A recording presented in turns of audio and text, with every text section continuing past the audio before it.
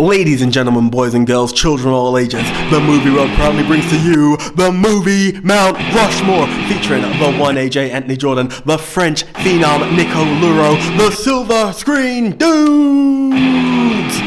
Oh, you didn't know? It's time to sit down and talk some movies.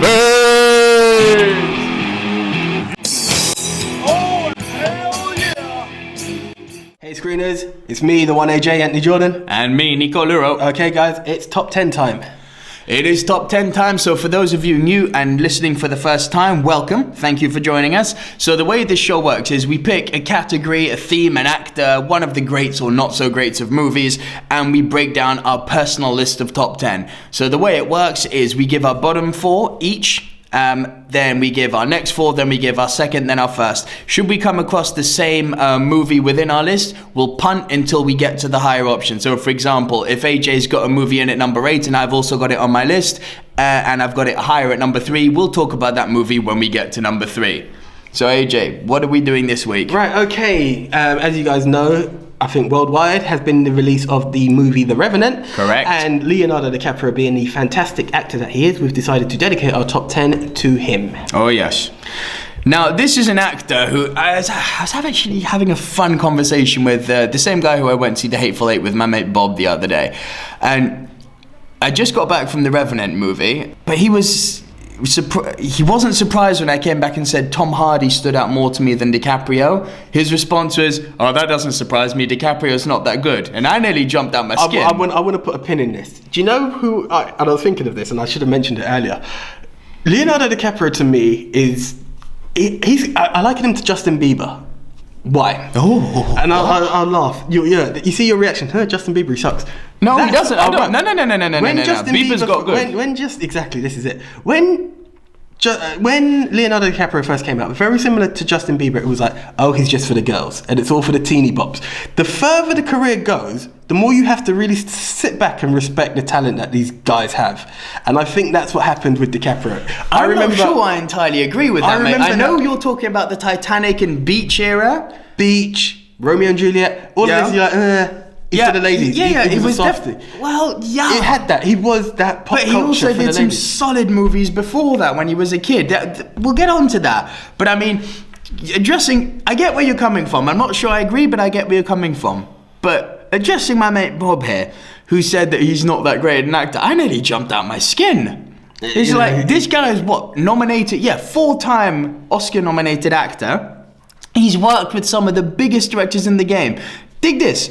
Clint Eastwood, James Cameron, Steven Spielberg, Christopher Nolan, Martin Scorsese, and Quentin Tarantino. No, he's done good. He's worked with them all. He's done good. This isn't a bad actor. You don't get a list of directors like that calling you if you're not a good actor. No. I mean, I was shocked. And picking up slightly on what you said, he's definitely just got better and better and better. But he was certainly never bad. Like fine wine, he just keeps maturing. It's crazy how good he is.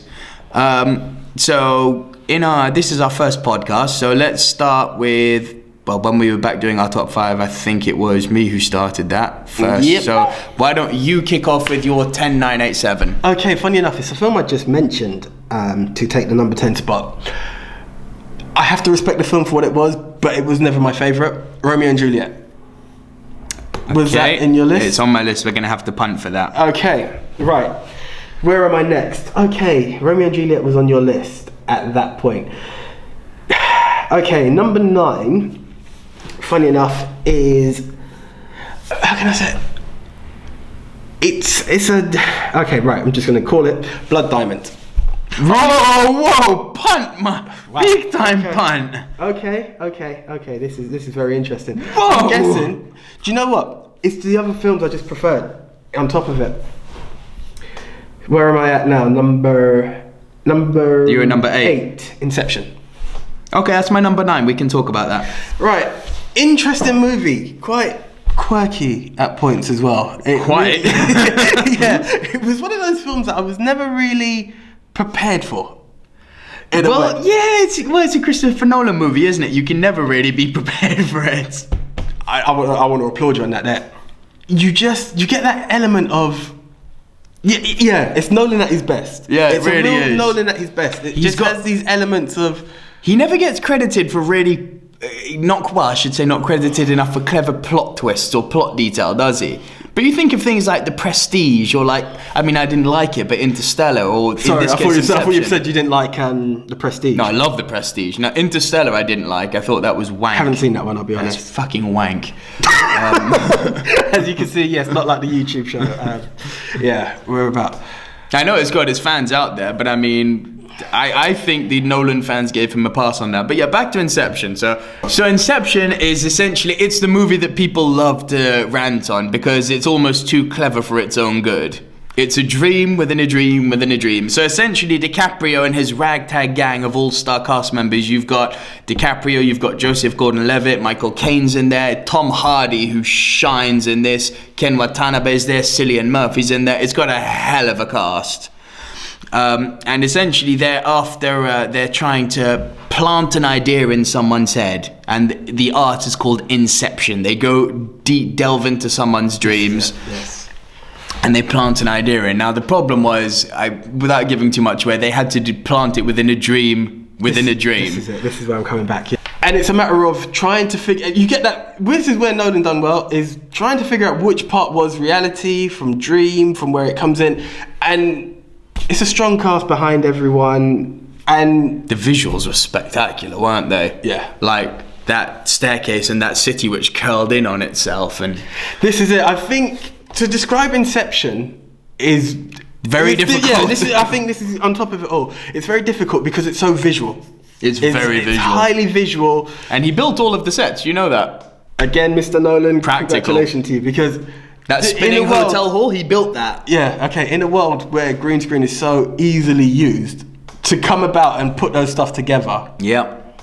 Nolan and J.J. Abrams, maximum respect. I didn't know J.J. was involved. No, J.J. was involved in a little movie called Star Wars, and he built the built the Millennium Falcon. Okay, right. Sorry, I thought he was like a co-director. No. Okay, right. Yes, you had to get another Star Wars reference in there. Thank you. What up, Star Wars reference? Yeah.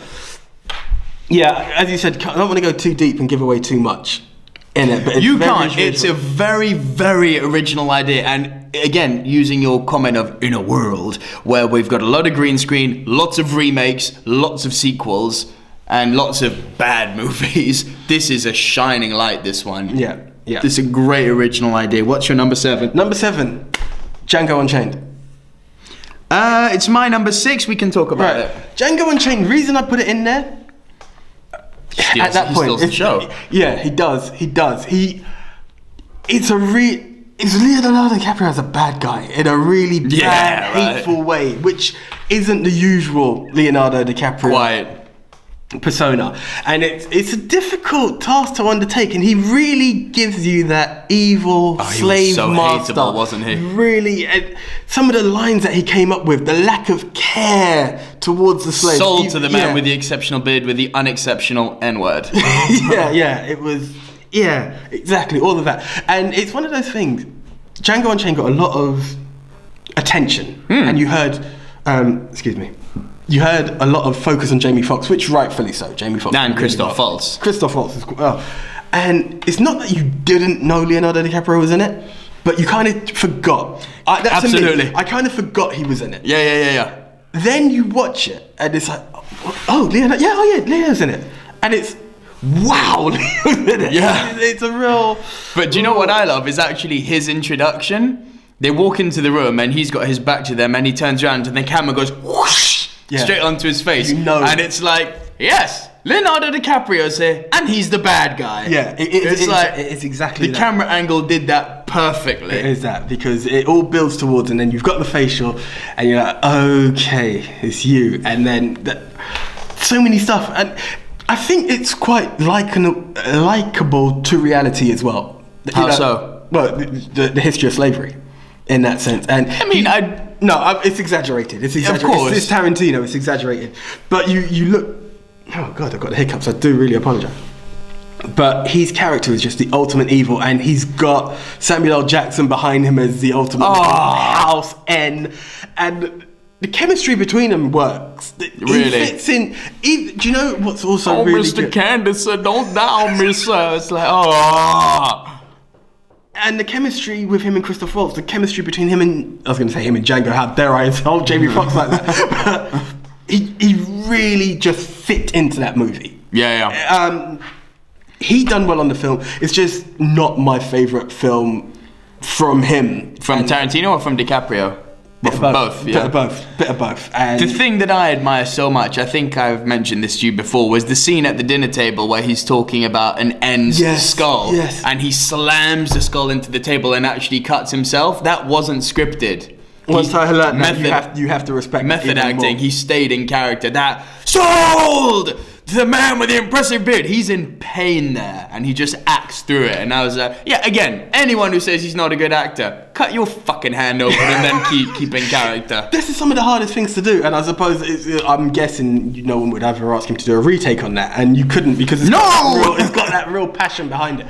And he did have, it was real acting because you could just. He really portrayed that character. It wasn't real acting, it was just real. No, sorry, not in that scene. Not in that scene, just throughout the whole film. Yeah. Yeah, no, he was a general in that film. So, yeah, moving on. Yeah, it was. So that was your number 7, yeah? Number 7.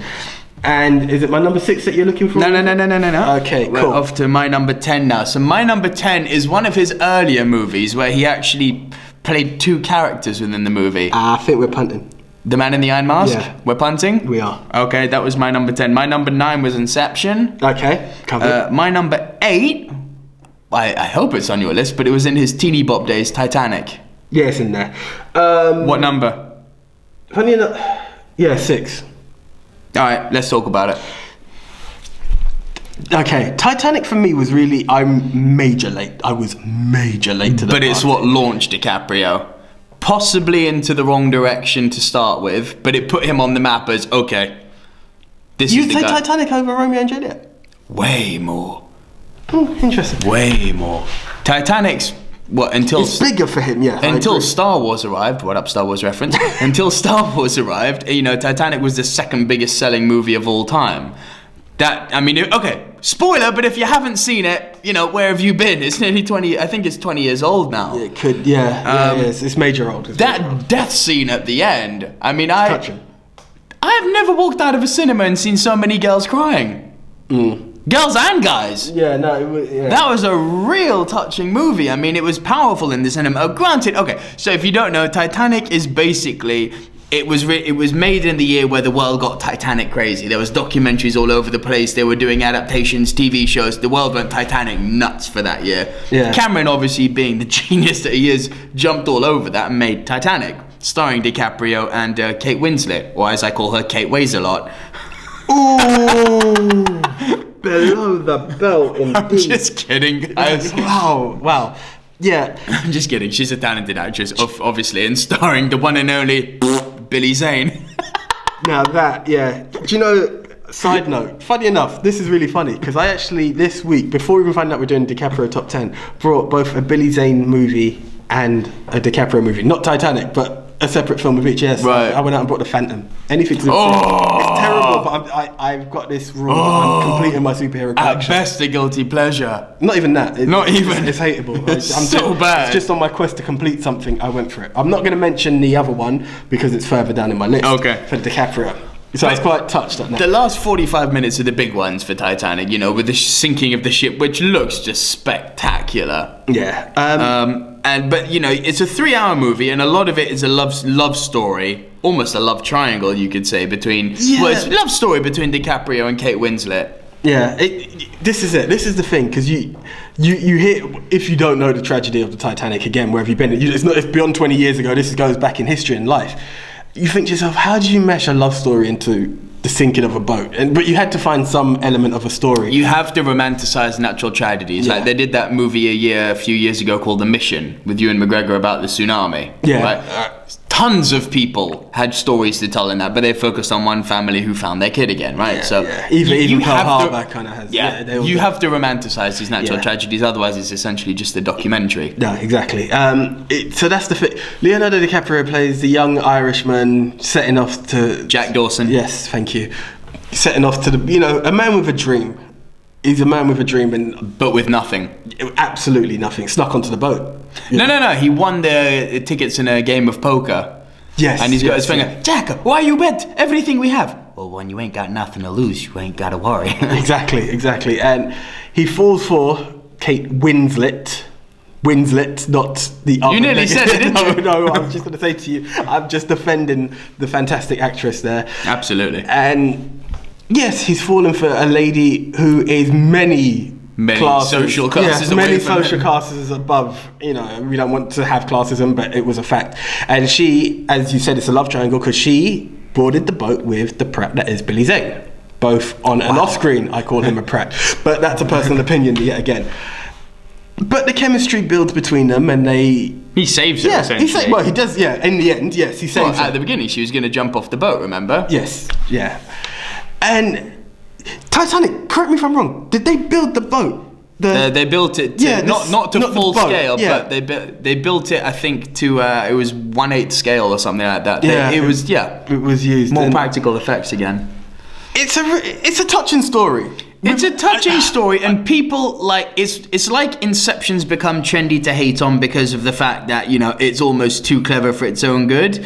Titanic's become trendy to hate on, first off because of its success, like Avatar. It's trendy to hate on Avatar now, which I think is ridiculous. Stupid. But they hate on DiCaprio because it was very much what you were criticizing him for just It was before very about the teeny romantic. bop there. That's what delayed me. in But watching he the film. fitted the role well. That's You the can't thing. deny he was a pretty boy, and I mean that in the most positive way. He was a solid actor, and he had some pretty looks. But do you Use know- it. Again, I was very late to most of DiCaprio stuff because he doesn't make films for me. And Titanic, you know, Celine Dion, Leanne Rimes, it was all love songs as well. So I was like, Yeah, the love song was cheese. Yeah, but you think to yourself, this film has nothing for me. I'll be honest, I caught it on TV because I didn't see myself. Wow, I remember my that late, grandmother having it on video, and I was like, I'm not going to watch Titanic. As many Oscar nominations as it got. 12. As many as it won. 12. I said, yeah. I said it just wasn't for me.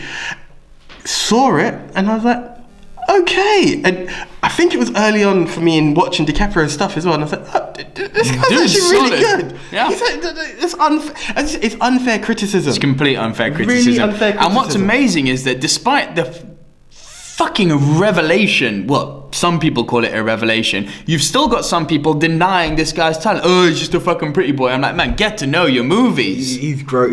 He is one Even of if the- he was at one point, he has grown. He way is past one of the that. finest Way past actors that. in the world Gone now. way past that. Yeah.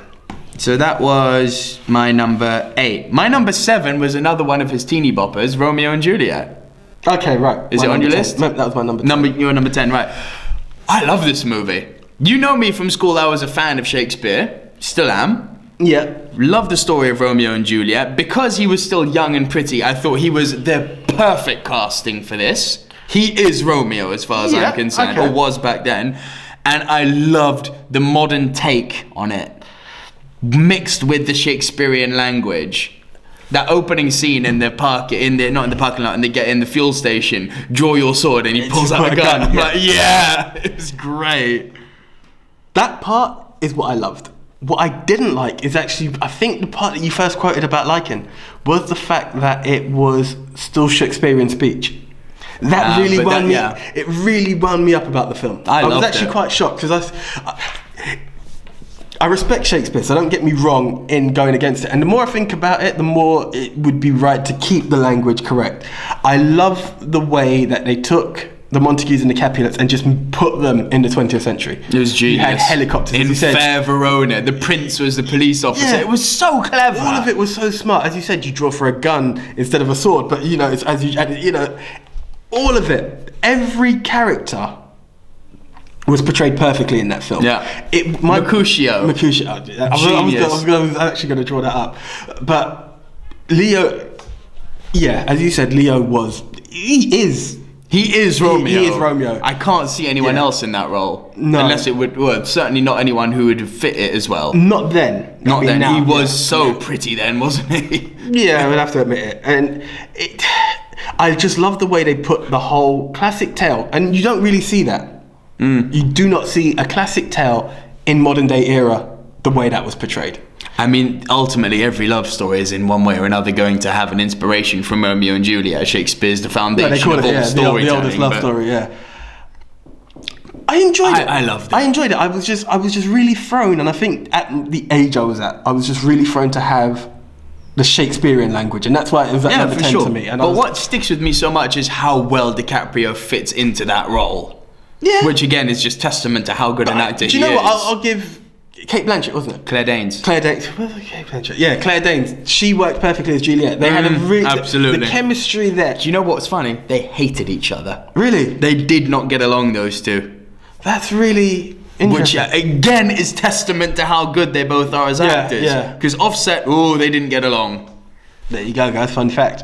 I would never have guessed it. They were Romeo and Juliet. It just had that whole appearance behind them. They got on. If you don't know Romeo and Juliet, the chemistry was great. I thought. If you don't know Romeo and Juliet, even down to the final departure scene between them, it was touching. It was touching. It really was. It was just the language, which growing up now and reflecting on it, that fight between the Prince of Cats, played by John Leguizamo, Mercutio, and Romeo on the beach, I just thought, genius. A curse on both your houses. It was so good. Yeah, Baz Luhrmann, congratulations to you on that film, actually. Yeah. Whichever way you look at it, congratulations to you on that film. To me, that was my first projection of Leonardo DiCaprio. So understandably why you made that Justin Bieber comment at the beginning. It was. He was just the pretty boy who everyone was over. It's not jealousy. I just... No. Yeah, he was just the pretty boy. And Titanic and Romeo and Juliet were the films. And the beach, yeah. Did that make your list? No. Nah, nor mine. No. It's an interesting film. First half's good. Yeah. Then it gets silly. It gets very, very crazy. Yeah. But, it was just that era of he's a pretty boy, nothing for me. But he's come a long way. Yeah, exactly. What's your number 6? Number 6. That was... What was the one we... Sorry, I've just taken it off. We had it before. We just talked about it. No. You had Django at number 7 and it was my number 6. I'm losing my numbers here. I'm all over the place. The Departed. Punt. Okay, cool. Yeah. Your number 5? Number 5, Man in the Iron Mask. Okay, yeah, let's talk it. That was my number 10. This was the film that said to me, I need to watch a Leonardo DiCaprio movie. He was great. I really loved the idea of the twins. Yeah. One locked away. And both so different from each other. And he portrayed, one's a really good... Okay, right, sorry, we're getting into the debate of the film. Basically, it's this tale of two twins that were born. One is very similar. Well, it's the Prince and the Pauper. One goes on to become the king, Louis XIV. Yeah, Louis XIV. And the other is the brother locked away in a basement with an iron mask. In the Bastille. Yeah, in the Bastille with the iron mask on, so that no one knows that he is a twin. And what a cast! Yeah. You had Kiefer Sutherland. No, it wasn't Kiefer Sutherland. That was the other Musketeers movie. Obviously DiCaprio, Jeremy Irons, Gerard Depardieu, John Malkovich, Gabriel Byrne. That's the one. Yeah. Great cast. One thing. And Depardieu as Porthos, who was great. I love this. I love Paris. There is nothing better than a pink plump nipple right between my lips. I keep saying it each time, and I think this is a testament to the actor he is. The chemistry. Yeah. You had the Musketeers chemistry there. But it is the difference that he played within the two characters. It was genius, wasn't it? Absolutely fantastic. The cruel, nasty, self-indulging, hateful king versus the boy who is thankful for life. Yeah, exactly. And it's the appreciation, and they just have to overthrow... It's the big swap around. Yeah, it's a big swap around, and... I was always really touched with that film, and even to think how the Iron Mask is applied is, it's horrible, isn't it? It's really horrible, and you just don't want to think that someone had to go through that. And it's always the case that it's, well, I suppose maybe due to what you have, it's the way you turned out. But the nice guy was just locked away for so long, and just you're thankful for the Musketeers. It was great the way they pulled it all together, taking Dumas' story and what would have happened after.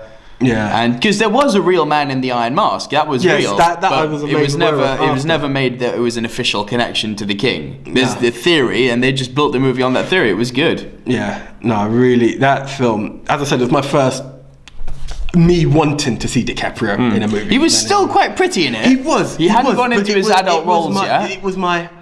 It's the pretty boy, but I'm going to give this one a shot. Yeah. It was. You can't turn away from that cast. You couldn't. Do you know what? Taking that away, I actually didn't know the cast before. Really? I knew DiCaprio was in it. That's how I just knew the story. And the more I was like, oh, they're Patrick. Oh, Jeremy. Yeah. It built on me.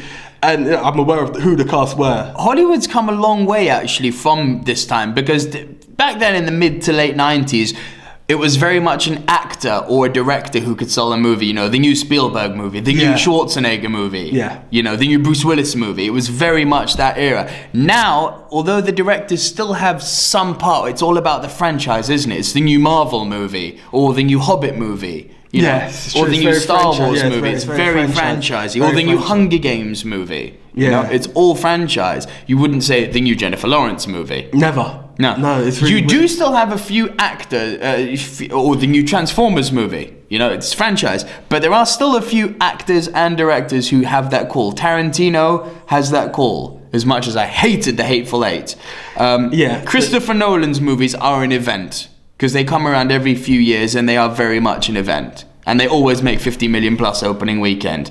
And you've got actors like DiCaprio, who people will still flock out to see. But they're few and far between now. It's true, because again, you take any film that's there now, it is the DiCaprio movie. He's not really worked into the franchise. It's a good point. It's a very good point in how Hollywood has changed. Yeah. The new Batman movie. You know, Hollywood has changed a lot. It's not the director or the actor who really hold that much pulling power anymore. Yes. So that was your number 5, right? Yes, that was my number 5. Your number 4?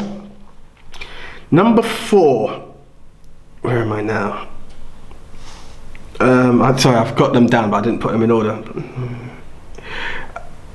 I said The Departed. Why am I off course? Gangs of New York. Mine too. Okay, right, yeah. Well, we discussed it last week in Revenge. Oh, yes, we've discussed it as we have for a while now.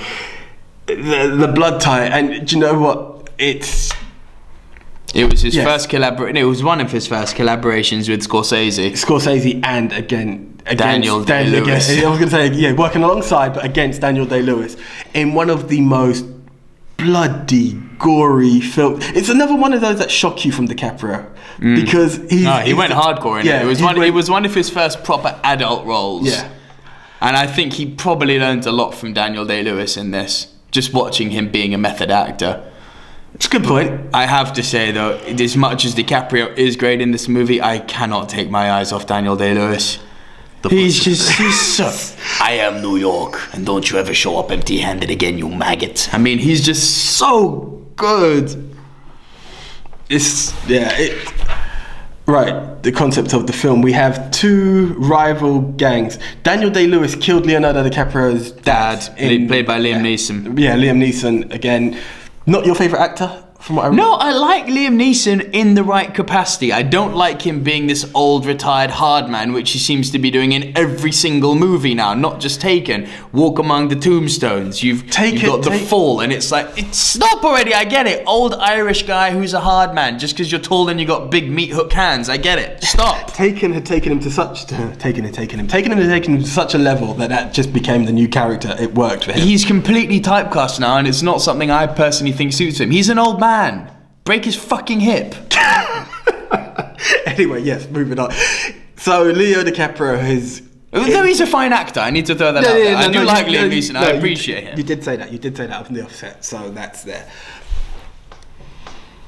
Right. DiCaprio comes back to New he comes York. back to, avenge his father, take on Daniel Day-Lewis, who was... But he becomes his bodyguard throughout the movie. Yeah. That's the funny part, is he works his way into Daniel Day-Lewis's crowd. You sneak your way into the crowd, and he's there, and the dissension starts, and the revelation, and the big war. battle. Yeah, exactly, and the war Literally ensues. war. Yeah, the war ensues. It's the beginning stages of New York, isn't it? It's how New York was founded. This is how New York was founded. New York was built in the streets. Yeah. It's a great movie. Yeah. It really is. You know what? It's got Day-Lewis, it's got DiCaprio, it's got Scorsese. It's directed by Scorsese. If you haven't seen it, treat yourself. Yeah. Seriously treat yourself. Right, you're number 3. Right, this was the DVD that I purchased. Oh, go on, let's hear Catch it. Me If You Can. That is my number 5. Yeah, let's go for it. Yeah. You talk about heist and lies and everything. You know it's a true story, right? Yeah. Frank Abagnale Jr. Yeah.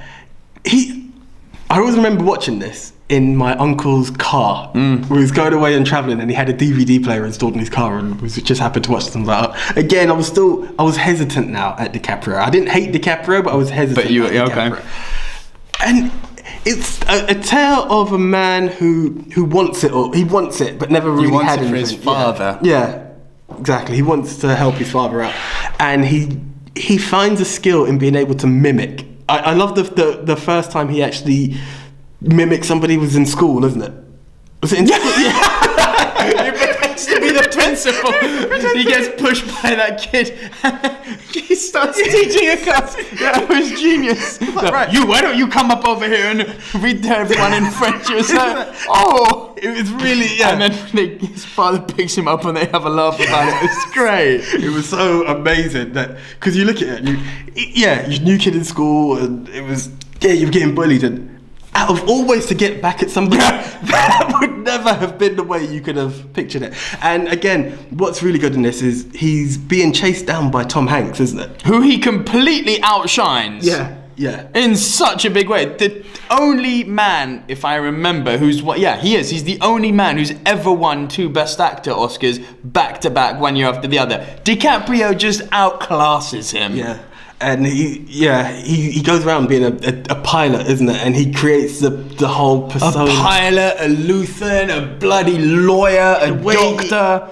He's a con man. He's a complete con man. He's an absolute con man. But for the whole movie, you're rooting for him because he's doing it for his father. Right reason. It is for all the right reasons, and obviously we all know right from wrong. Those 2 wrongs don't make a right. Exactly. We all know wrong from right, and that's the thing. So you are somewhat behind Tom Hanks because it's like, right, he has to get caught because it's wrong, but you want him to get away. You fall in love with DiCaprio's character so much. Without a shadow of a doubt, it's an adventure. It really is. Ultimate adventure. And early role for Amy Adams. Yes. She's the nurse. Yes, of course. Wow. We talk about Man in the Iron Mask where he played 2 different characters. He evolves in this. In this one, he just evolves this one character to another, and it's a really touching story, no matter which way, whether it's almost like that. Do you remember that movie Tropic Thunder, which is a movie about how movies are made and what? Right? I've heard about it. He's DiCaprio, the actor, playing Frank Abagnale, who's acting different roles. That's a good way. Woo, brain trip. Yeah, I really captured that. I knew of Catch Me If You Can. It looked interesting, but I wasn't fully aware of the story. Right. Watching it, you kind of lean into the screen more and more. You lean into the screen more and more with it. Love that movie. No, it's great. Yeah. You can't but not like it. So that was your number 3, huh? Yes. So back to my number 6, which was Django Unchained. We've covered that. Yep. My number 5 was Catch Me If You Can. My 4 was Gangs of New York. So we're covered so far. My 3 is the one we punted, is The Departed. Right. How the hell did you have it so high, so low on your list? It's got a stellar cast. Wahlberg, Damon, Martin Sheen, DiCaprio, Jack Nicholson. I mean, what the hell? Directed by Martin Scorsese, which finally won him the Oscar. Finally. What the hell? I like it. Don't get me wrong. It's in there. It was. Why is it so? I just prefer the other movies. Departed. So it's based off of a Chinese movie, if you didn't know, by the way. No, that I didn't know. Yeah, it's a remake of an old Chinese movie called Infernal Affairs. I would actually say Infernal Affairs is probably the best rat movie ever. Role reversal movie ever.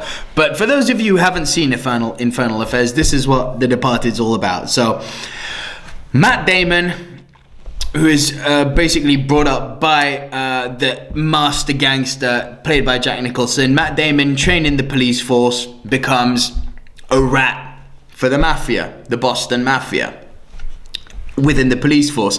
DiCaprio, who's trained in the police force, is a rat for the police force, but integrates into the Boston Mafia. So you got Frank Costello, played by Jack Nicholson, grooming DiCaprio to be this gangster, while his real gangster, kind of son, played by Matt Damon, is in the police force, and it's just a non-stop back and forth. And then the police division, which was keeping DiCaprio's mission a secret, Martin Sheen gets killed, and he's in this web of intrigue and this web of backstabbing. Do you know what's really interesting with that film as well? Genius! There are times you wonder, is this guy bless you. Excuse me. Is this guy still around? You really have these elements. Yeah. You really have these elements of he's leaning, he's turned, turned on both ends. Both ends, it's like, ooh, really? It's a good film. It's genius, and it's the first of DiCaprio's really mature roles. Yeah, he was. As much as he played, the young, he's somewhat. No, he matured in this one. Yeah. He was a man in this one. He was. He wasn't, a boy becoming a man or a young man. He was a man. Man. Again, I had fun memories of it. I think Touches of Confusion, I think, is what possibly had me ranking it. Okay. There was touches of confusion in it, but it's a good film. It's in the top 10, and as far as I'm concerned, DiCaprio, even though not all of his movies are in this list, he hasn't really made a bad movie. Not one I can think of. His worst is probably The Beach, and that's still watchable. It is watchable. Worst DiCaprio movie. Save it for the best and worst. No, that will probably come up. I'm just thinking, I can't really, talking best and worst, guys. We've done a best and worst alone. No, it's a good one. It's a good one. What's your number two? Number two, The Great Gatsby. Yeah, that's a good one. That's the one. That's a good one. Classic tale, and a good movie. He owns the part of Jay Gatsby. It's classy, it's old school, and it's one of those films again where old sport. Yeah, you have that feeling of. It reminded me of the old school DiCaprio, the pretty boy. I was like, slightly, but it was that, but with such a masterclass performance, made me actually finally appreciate Tobey Maguire. Yes, which is very difficult. Tobey Maguire has a lot. Disclaimer: we don't like him. He ruined Spider-Man. Do you know what was worse, right? Emo Spider-Man. For those of you who can't see, we just had a bit of the Spider-Man 3 dancing. He had a bit of redemption in number 2, but do you know what made it worse with Tobey Maguire? Number 2 is a good movie.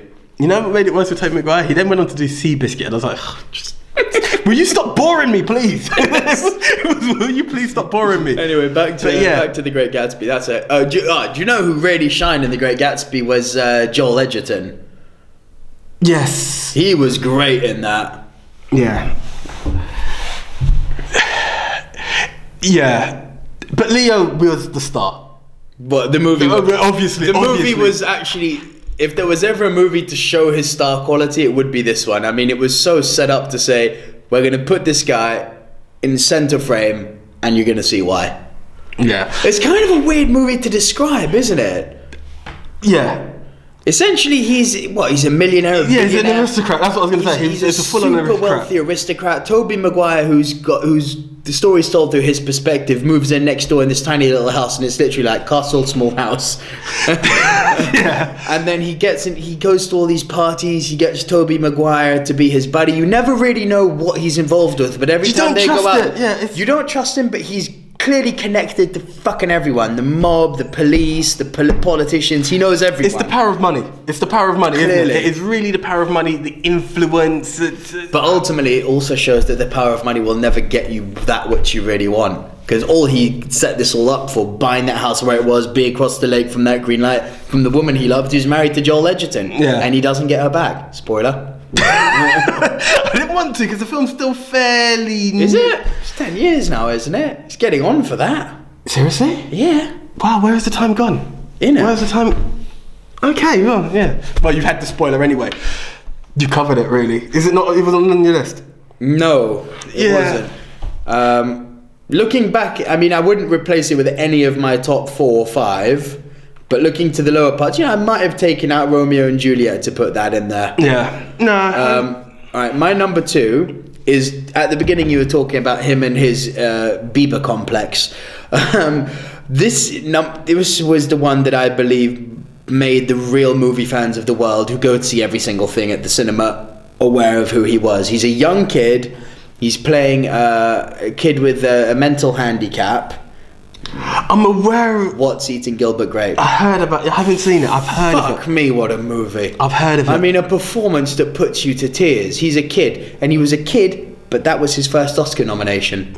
Is it Johnny Depp? Johnny Depp's brother. Yeah. There's this scene where his mother dies, and he, because of his mental problems, he can't process it. And the acting he does with his face, you're seeing him, kind of tremble because the aware part of him is trying to register what's going on, and the rest of him won't allow, physically allow him to. It's unreal. Mama, no, Mama, come on, stop it, Mama. I mean, I'm making it sound fucking horrible because I'm not a world-class actor, but oh man, what a movie. Okay. And you know what? Fuck it. It's not about what a movie. What a performance from a young kid. No, if you got an Oscar nomination as a kid, you want to talk to me about the Kirsten Dunst and the Dakota Fanning of this world? Fucking DiCaprio as this kid in What's Eating Gilbert Grape. Unfucking real, man. I would love to comment on it. It sounds really interesting. If you want to see, there's... Again, going back to Tropic Thunder for some reason. You remember that scene where Downey is telling Ben Stiller, "You went full retard, boy. Never go full retard." That was the joke. And you look at people who have played played characters. You look at actors who've played characters with mental disabilities. Tom Hanks in Forrest Gump. The Hoffman, Rain Man. Hoffman in Rain Man. You've got what I think to be the best one, Daniel Day-Lewis in My Left Foot. I think yes. In a wheelchair for the whole movie, only his left foot moving. DiCaprio and Gilbert Grape is up there, man. And every single one of these performances, if they'd pushed the role that much further, it would have become borderline comic. Not that it's funny to laugh at people with mental handicaps, but if you've got an actor playing a role of a mental handicap badly, it becomes comedic. Yeah. Not intentionally, but it does. This role it drew me to tears. It's so heartbreaking, this story. I mean, and I'm not going to go into it. Watch this movie. I have to. Watch it for the fucking performance alone. Especially you, AJ, who had this perception of he's the pretty boy. Way before all that, because he was a kid. Before his balls dropped, watch this movie. Yeah. What's Eating Gilbert Grape? My number 2. Your number 1, please. Wolf of Wall Street. I fucking forgot it! I can't believe I forgot it!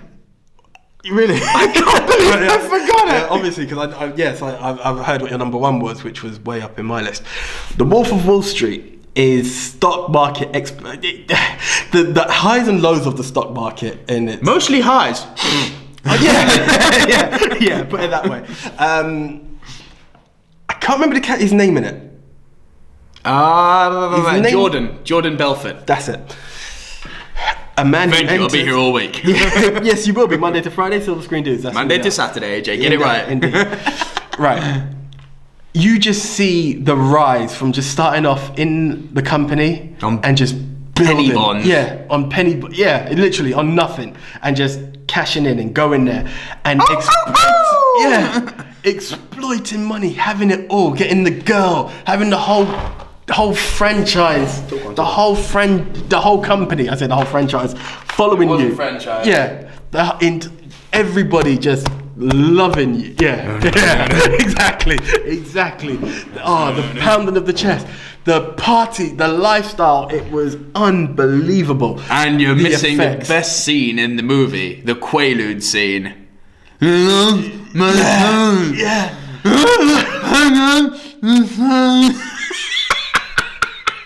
Getting home.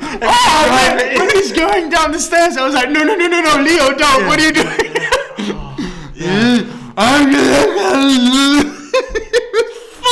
Freaking amazing acting throughout. And from Jonah Hill. Yeah, Jonah Hill. Oh, he was genius in it. Come on, man. Smoke some crack with me, man. Come on, dude. Just went ahead, smoke some crack. I'm focusing on Leo, but Jonah Hill was genius. He was such a character in that film. You can take this suitcase, take this, turn it up, and stick it up your wife's Latvian cunt.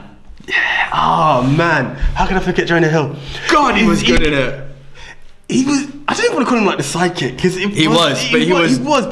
he shined as well. He really was shined. the Harley Quinn to DiCaprio's Joker. Yeah, literally. Yeah, literally. It was a team of insane, and when one started to play sane or had a sense of reality, boom, the other one just sprang it back up. Yeah. Genius. It teaches you. Fuck! I can't believe I forgot it. It is. Do you know what? It really makes you, for the right reasons. Excuse me. It makes you want to get into the stock market because it's that dream of just, as you said, from depends on your perceiving of right reasons. As you said, because I think for the wrong reasons it makes me want to get into the stock market.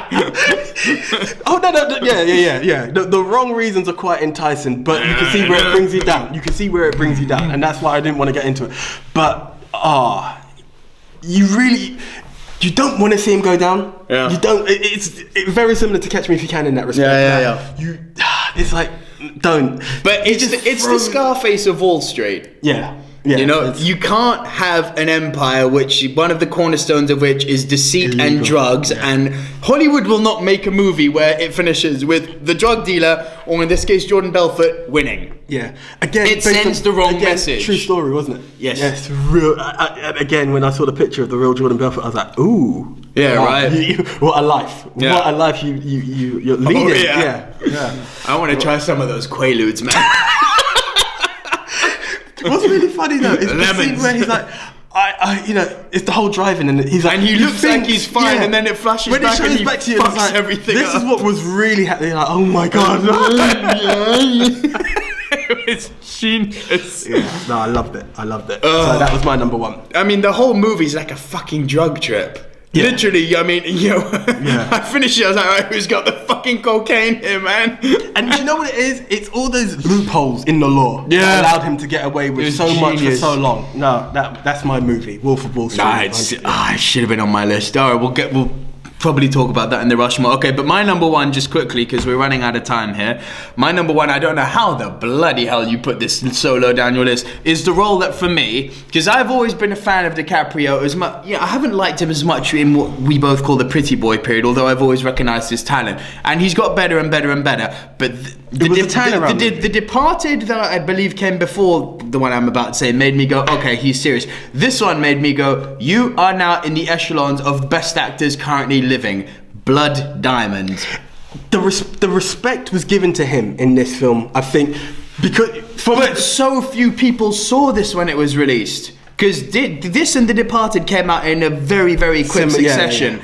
And it was still just after that pretty boy period. Despite the fact that he'd made The Aviator and Gangs of New York, people still weren't sold on him. This is what turned it all around. And I have to say, whenever people now tell me, oh, fucking DiCaprio, really, that pretty boy from Titanic, I'm like, watch Blood Diamond and talk to me. That's my go-to movie for him. The mastering of what I believe to be insanely difficult South African accent. I'm literally about to touch on that. The South African. What you going to do, Charlotte? Hey, shoot me here in public, bro. Come on, Cece, what you talking about? He was good. He didn't fault on it. No, he didn't fault really on it. Not. Archer, Archer. I mean, he done really well in the film. Just it's weird. Didn't capture me strongly. Oh, it did me big time. I'm never buying a diamond again. Woman who I marry is going to be getting a sapphire, not a diamond. Listen, for those of you quickly who don't know, Blood Diamond is the story of Danny Archer, who's basically a diamond smuggler. He takes countries from, I believe if it's Sierra Leone. Yeah, Sierra Leone being the prime one. Into neighboring countries. For the whole way, Jim Onhons, who's already in this, is in this also, sorry. He finds while working on one of the diamond mines a huge pink diamond, massive, fist-sized diamond, tennis ball size, massive. Hides it, they run into each other, and then by helping each other, getting through the war zones and everything, they get to this diamond, right? But I'm making it much too simplified. This is so simplified. Due to time restraint, yeah. This is, if you want to see the absolute masterclass DiCaprio performance, again, like a movie we mentioned, like Django earlier, he's not necessarily the good guy in this. You don't hate him like you do in Django, but he ain't the good guy. He's a self-serving little shit. He's not a nice human being. You don't hate him, but you're like, you deserve if you get it, you get it, kind of thing. Yeah. It's Now, Blood Diamond's hands down my number one. Right, we've got just a few minutes left, so let's wrap this up with our Mount Rushmore. okay, right. Well, you've gone for it, so let's say it. Wolf of Wall Street. Wolf's got. Oh, let's debate it. Wolf's in there, and Blood Diamond. I insist being in there. It's a worthy film. It's a worthy film. I'll give you that. What about the other two? Gangs of New York is stringing in my head above most films. I don't know why. It's a dark, bloody DiCaprio. I think that's more the movie than the DiCaprio performance. Okay. I wouldn't put Gangs of New York in there, but not as a movie, but as a DiCaprio role, simply because he's so fucking outclassed by Daniel Day-Lewis. He really is. All right then. Now that we're talking outclassed, Yeah. Catch Me If You Can. He outdone Tom Hanks. Yeah. So I can. Catch Me If You Can. Okay. Where was it on your list? My number 3. Yeah. Okay. Yeah. Cool. No. I mean, I'm always tempted to put one of his pretty boy roles in there just to make it nice and rounded, but because Titanic's in there, but then Gilbert Grape sounds really interesting, especially from a kid point of view. Gilbert Grape deserves to be there. To be as a child perspective, I think if you can still hearts and get an Oscar nomination as a kid, you're full on worthy of being mentioned as. You know what? If I had to tell people like pre-DiCaprio, pretty watch Gilbert Grape, post watch Blood Diamond. And okay, let's do it. So we got cool. All right, in no particular order. For those of you who still question DiCaprio's acting ability, the movie Mount Rushmore of DiCaprio roles. Our first entry is The Wolf of Wall Street. Our second entry into DiCaprio must-see roles is Blood Diamond. Our third entry is Catch Me If You Can. Our final entry for movies starring Leonardo DiCaprio is What's Eating Gilbert Grape? There you have it, ladies and gentlemen. That is going to be the wrap up of the Silver Screeners first podcast in celebration of the Revenant movie coming out. We've done DiCaprio. So if you're watching this on iTunes, please. To this Thank you, AJ. If you're listening to this on iTunes, please download. Please leave a review. We really, really need the reviews and comments on iTunes, and please give us a star ranking. Yes. If you're watching us on Stitcher, hey, welcome. Do the same thing, and if you're listening to us on YouTube as an audio-only option, please subscribe, share, tell your friends about it, and go and download it. I was also going to say, on go iTunes. and download it on the iTunes. It's free. Go enjoy. It's there. It's worthy of you guys enjoying. Right, guys. As Nick said, we are everywhere. We're delivering Silver Screen news to you guys via the social networks. Check out the YouTube page. We've got tons for it. But hey, time's wrapping up, so I'm going to give it. I am Anthony Jordan. I'm Nico Lero. Catch you guys later. See ya. Bye.